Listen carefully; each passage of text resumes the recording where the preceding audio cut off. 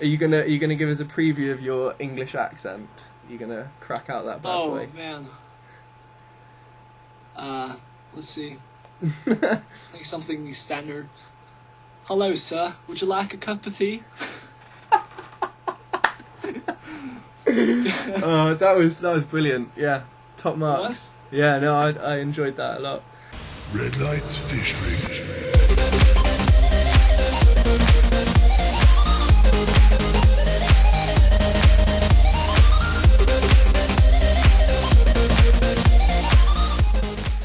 Hello and welcome to Producer Spotlight episode 7. Today I'm joined by Tuen, who is very much an up-and-coming producer, and his stuff is super exciting. So I'm guessing not many of you will have heard it yet, but after you watch this, please go and check him out because it is really, really good. And yeah, I don't feel like I need to reiterate the whole this will be partly focused on him and partly focused on the music thing, because you should all know that by now. So yeah, let's get going with it. What do you use to produce? I use FL Studio to produce my music. I've been going over with very many different DAWs. Yep. I've been using Ableton for a few months. I didn't like that too much. I think that the interface looks kind of weird.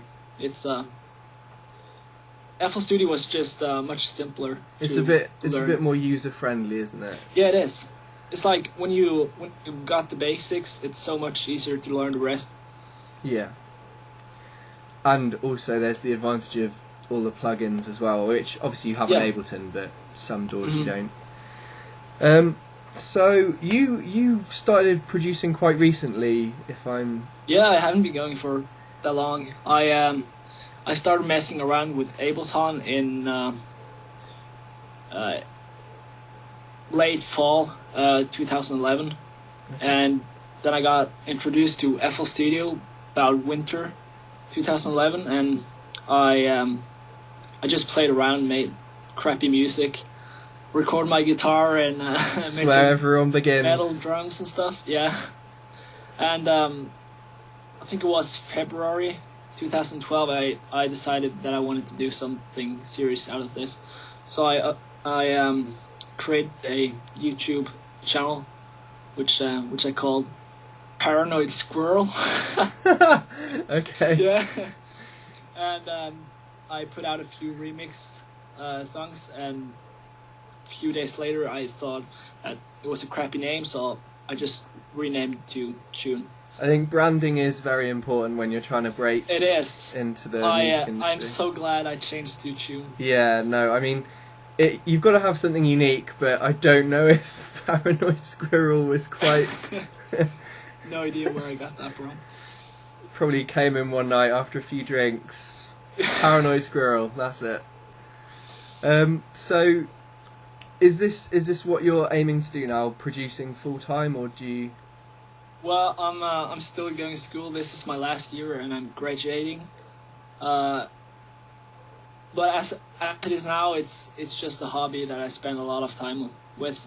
Well, I mean, it's great that you've got into it so young, because, I mean, the stuff that you're making already is really good, considering you haven't been producing very long at all. So Thank you. I'm really excited to see what comes from you, obviously, as you progress. That's nice to hear. But I'm thinking, like, if it stops being a hobby, then I'll go full time. Yeah. Like, I don't make much money yet, so going full time would be stupid. That's the problem. You want to make music, but you got to eat. So. You could just eat samples then.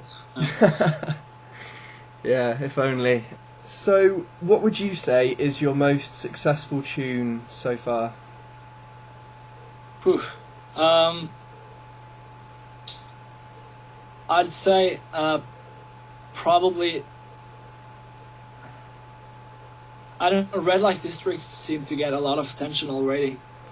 I mean, I've almost got 1,000 views over the night, so that's nice. But I think the perfect match was the track that got me started. That's why I made a second part for my Faith EP. Yeah. So I think that was the track that got me started and gave me a kick into the music production. So would you say complextro is your kind of genre? Because your stuff No, seems I'd to be say it's more of electro house. electro house. Okay. Yeah. Maybe I was more into dubstep before, but it's moving more towards electro house, and I'm pretty sure Okay. that's how most people get into EDM. They, or at least for most people I've met, they start with dubstep and then they go a bit wider range. But yeah, definitely your melodies and that would suit electro and that really well. Definitely. Yeah. So when did you first get into dubstep? I was pretty late into dubstep. I was introduced to dubstep 2011, like spring 2011. Okay. And do you remember? I was at some school just visiting a friend, and I just passed by someone sitting with a laptop, and they played I think it was Scary Monsters. Oh, okay, yeah. That was my first track, so I was pretty late, I guess. And I stopped and just asked him randomly, "Dude, what is that?" No, it's Skrillex, man. Haven't you heard of him? No. I wrote that down in my hand.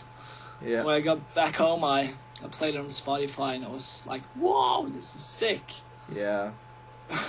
That's cool. That's cool. Yeah, so Scary Monsters and Ice Sprites was my first track. Not a bad track to get introduced to either. No, definitely a good track. So do you have? Are you into mostly EDM, or are you into other genres as well, like I don't know, like classical or rock or anything like that? Oh, yeah, I've played guitar since I was very little. I've played actively for 8 years. So I've actually been producing some metal. Okay. Not publishing anything though, just for fun. But yeah, I'm into metal and rock and stuff like that. Yeah, I went through a metal phase.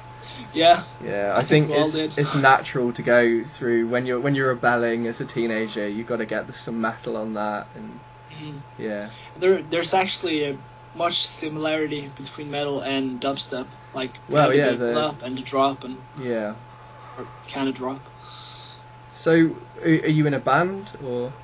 I've been in a couple bands, but at the moment I'm just focusing on the electronic part.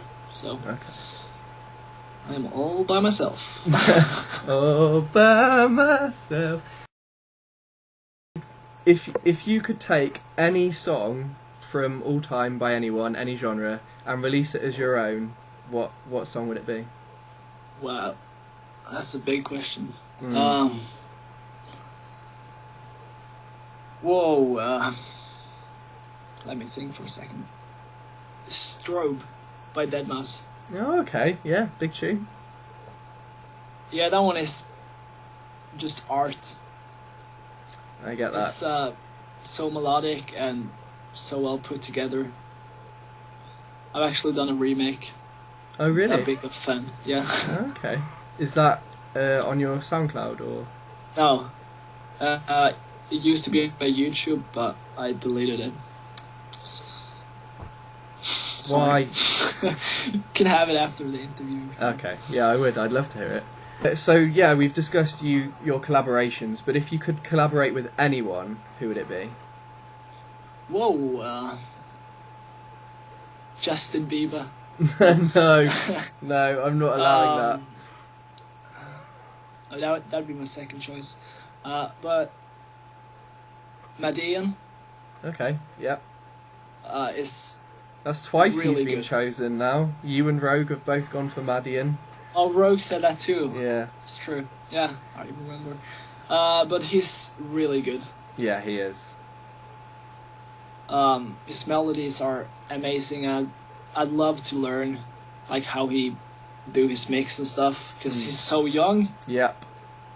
He's at my age and he's 100 times better. It's incredible. Well, I think it all depends on when you start, really. I mean, you see all these producers who are young, but they are so talented. Like their music. If you didn't know, I mean, age shouldn't really be relevant to someone's music. I don't think. Which is, I mean, I find it quite annoying when you see people, they comment on YouTube like, "Oh, I'm a 13-year-old producer." Like, just put that you're a producer. Your age shouldn't really be important. If anything, if I see that you're 13 years old and you're a producer, I'm less likely to click on it because I will assume that you're not very good. But True. There's my little rant over about YouTube. Yeah, those comments used to be effective. Yeah, but now definitely. it's just everyone ignores them. Yeah. It's flagged for spam within about 10 seconds these days. True. So are you into your video games at all? I used to play video games a lot, but after I got into music, that was more fun, so quit gaming. I think that's the thing, when you start producing, you get, when you have your free time, you have to make a choice between producing or learning more production stuff or gaming, and yeah, I think that's the difference between quite a lot of producers, is who's willing to make the sacrifices. And I mean, obviously not all producers are gamers, but quite a lot come from a gaming style. You're from Norway, is that right? I'm from Norway, yes. And would you say there's a big EDM scene where you are? Well, a lot of people are into EDM, but there's not a lot of people I know that produce. I have one friend that produce, and a couple of other Norwegian producers I know, but they're from different cities. I'm actually planning to do some collaboration with them. It definitely helps to have friends who produce too. Yes. Because that's what I find frustrating. I don't have anyone to really talk to properly about producing. Mm-hmm. But I at least the have EDM friends. scene isn't that big, I'd say. Yeah.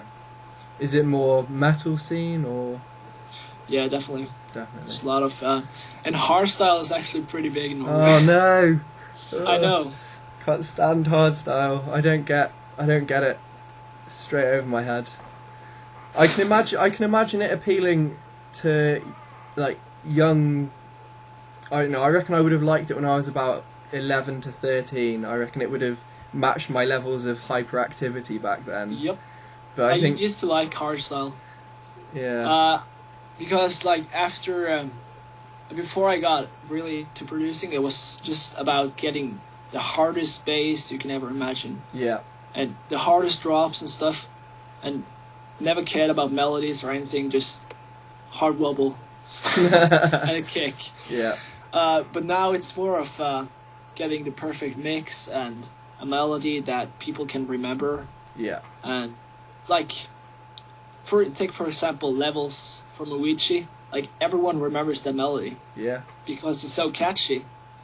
And it's not a maybe- particularly complex song either. It is pretty much that same melody on repeat all the way through. It's really simple, actually. Yeah, he's done well there. He did well with that. It makes you think when you listen to songs like that. They're the kind of songs that make you want to go back into the studio and be like, I can totally do this. I'm gonna make the next levels. Yeah. But yeah, I think as particularly with music tastes, it changes a lot as you get older, doesn't it? And like nowadays, I much prefer something with a lot more melody in it and a lot more intricacies and that kind of thing. And also, when you listen to music as a producer, you listen out for different things, don't you? Whereas It's so annoying. it's really annoying. You're like, that side chaining effect there. I see. Yeah. Yeah. Oh man. You can't just sit back and relax anymore. Ah dear. So, if I was to book you for a gig, what would be on your DJ rider? A huge bed. With like 10 pillows at least. If not more. Yeah, sure. 10 minimum. Yeah, 10 minimum. A huge bathtub. Yep. Okay. With for the every tap. show. Yeah. Okay. With like a a lot of soap. Because soap is good. Because, you know, hygiene comes first. And oil. Baby oil. Okay. You want to be looking good when they take photos of your set, so... Yeah. And Monster energy drinks. Well, and a fridge, of course. I mean, you've got the recipe for a perfect after party right there. Monster energy drinks and pillows. And a massive bed. And soap. And the soap, sorry. Let's not forget the soap. So, are you into the whole DJing side as well and mixing, or are you more into the production side of it? I've started slightly getting into the DJing side. I have here. Ah, sexy, yes. Newmark N4, which I'm just playing around with. Practicing my mixing, which is horrible. I remember, but it's fun though. When I started mixing, I was just like, how do people find songs that go together? Like nothing fits with anything, and then you just obviously with the more time you spend with it, you can work out how to fit stuff together. It's quite fun actually, because obviously creatively, there's pretty much no limit on what you can do, and what I really like about it is the fact that you can mix genres and just create something completely new out of like jazz step. Yeah. Let's do that. I'm going to do that tomorrow. Jazz step. That's happening. Jazz step. Yeah. Really? Yeah. Sure. So if there was a zombie outbreak, what would you do to make sure you survived? Whoa. I'd hide under my 10 pillows. Well, a 10-pillow fortress might be zombie-proof. They've never tried it in the movies, so... I know. That's why I think it might work. I'm pretty sure it would. I don't think a zombie would imagine anyone hiding under a pillow. No. And if anything, it will mask the brains. They'll think only a stupid person would hide in a pillow fortress, and then they won't be interested in you. Yeah. Sorted. There we go. Mm-hmm. And of course, I'd bring a shotgun just in case. Just in case one of them is like, you know what? Fuck the pillow fortress. I'm going in. Yeah. So, who would you say are your main influences in producing? I meant to ask this earlier, but...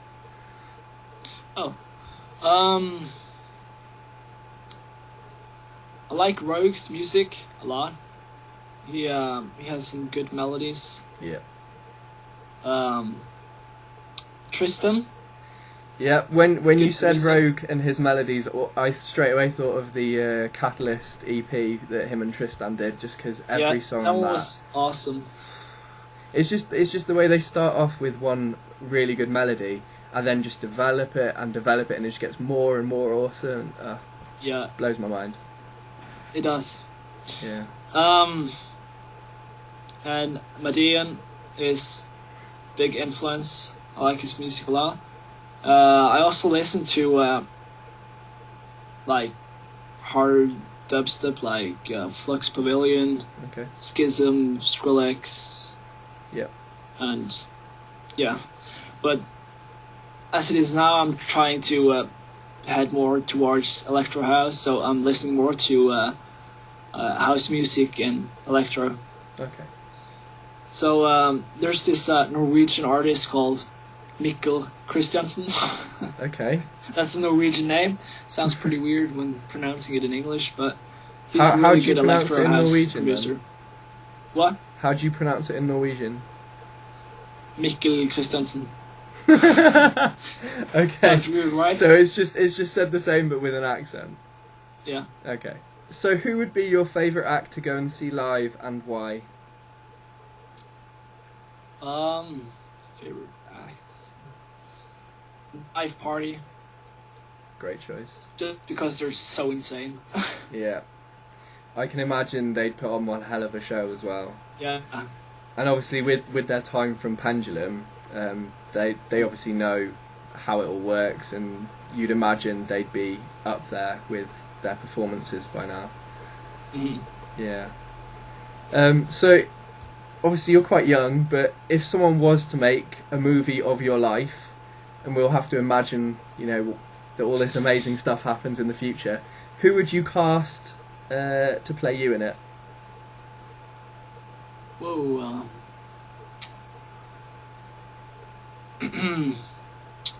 I'd have to find someone that looks like me. So George Clooney or yeah.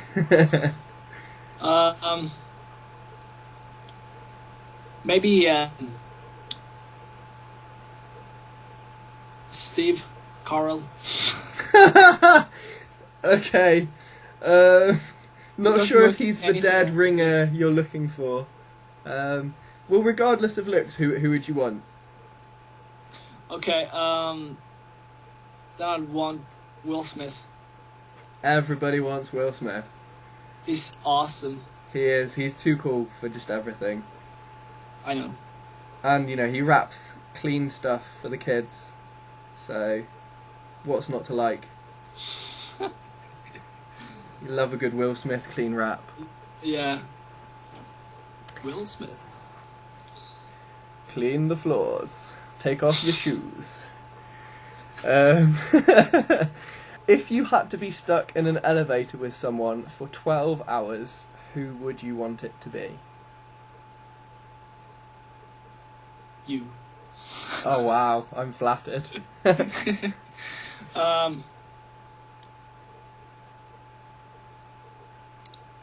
Deadmau5, I think. Okay, it's interesting. When I came up with this question, I thought that people would think of like Kelly Brook and Eva Longoria. I'm not sure how to pronounce her surname. Like some woman. I thought that people would go for a woman to be stuck in, which it sounds rapey now I'm saying it out loud, but I just thought people would use it as an opportunity to meet like Cheryl Cole. But I'm impressed. Yeah, producers. People have gone for producers apart from System, who went with his mum, which perfectly respectable. But yeah, Deadmau5 would be pretty awesome. just because I could ask him like all the questions that I've been thinking of, but no producers can answer. I imagine he'd have some crazy stories as well. True. He's Yeah. a crazy guy. He is pretty mental. Yeah. So, would you rather be able to turn invisible or fly?